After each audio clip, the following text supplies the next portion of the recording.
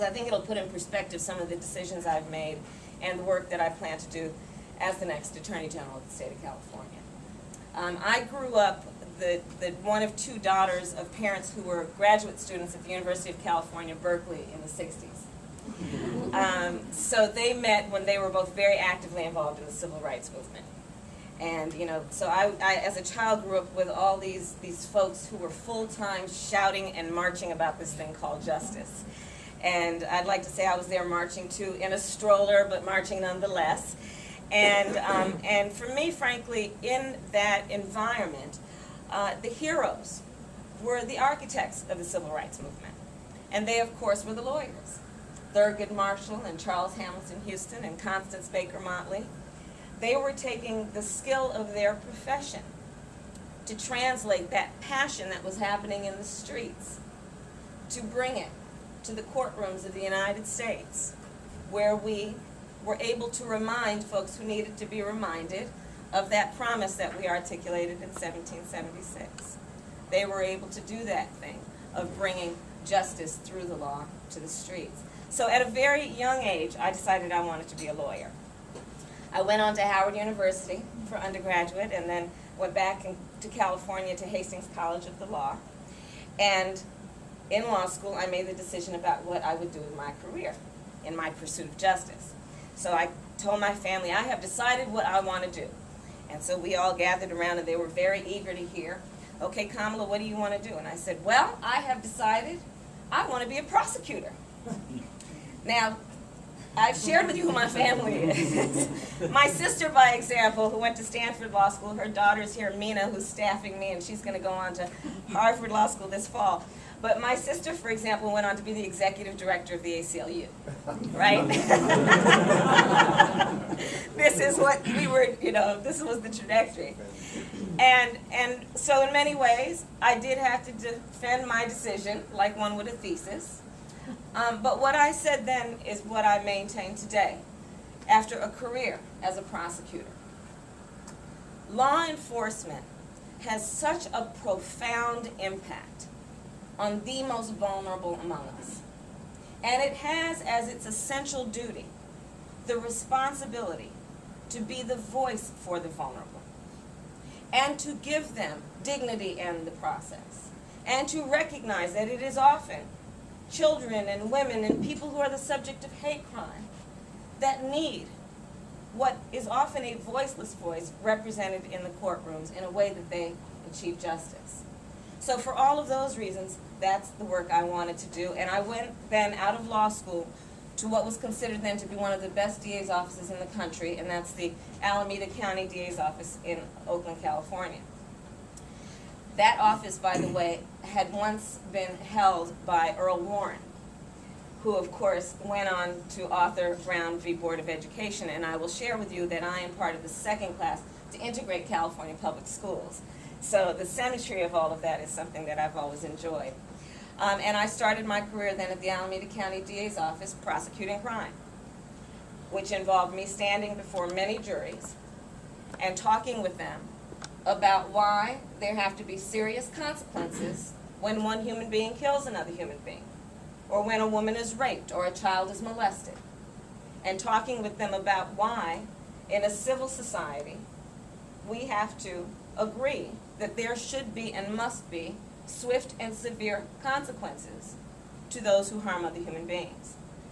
So that is the work that I have done in my career. I then went on to my office under my predecessor. For a short time, that office wasn't being run so well, so I went to the city attorney's office where I headed all of the work that we were doing in San Francisco around children and families.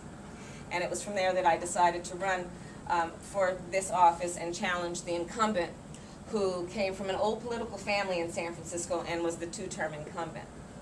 And so when I decided to run, I remember sitting in a small room waiting to get those polling results, and it was all very exciting, and there I sat, and someone handed me the piece of paper, and we started out at a very healthy 6 points in the polls.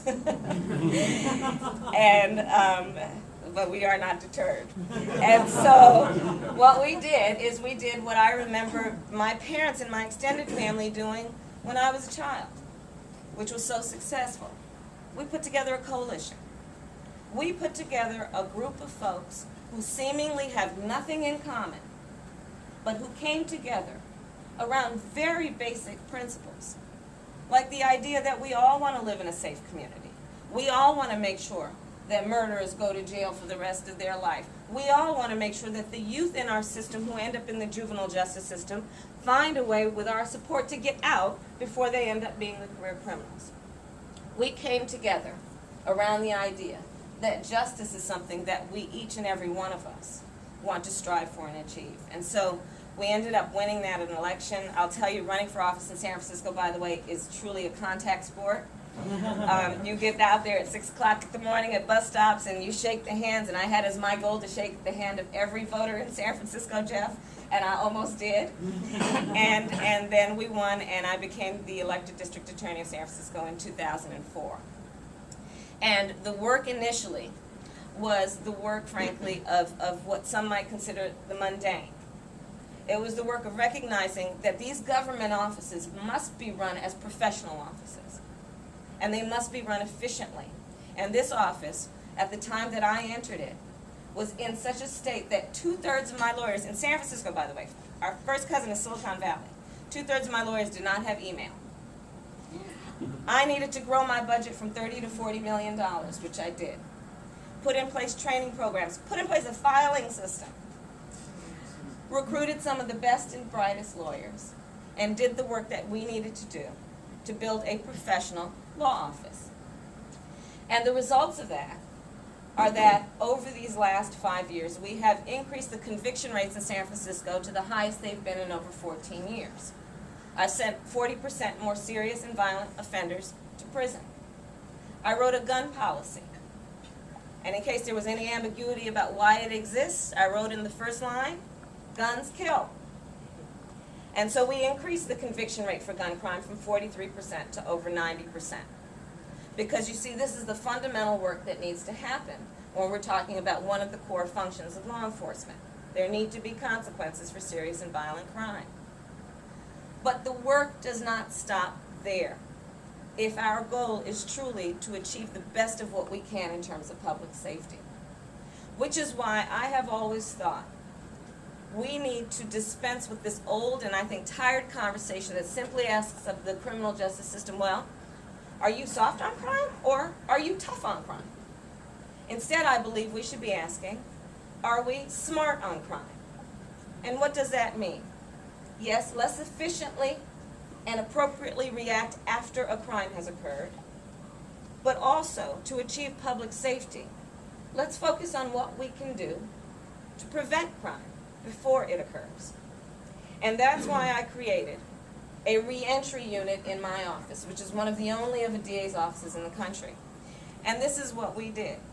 We focused on the 18 through 24-year-old, low-level, first-time, non-violent drug sales offender. Why? Well, when we were in college, when I was at Howard and we were there, we were 18 through 24 years old, and we were called college kids.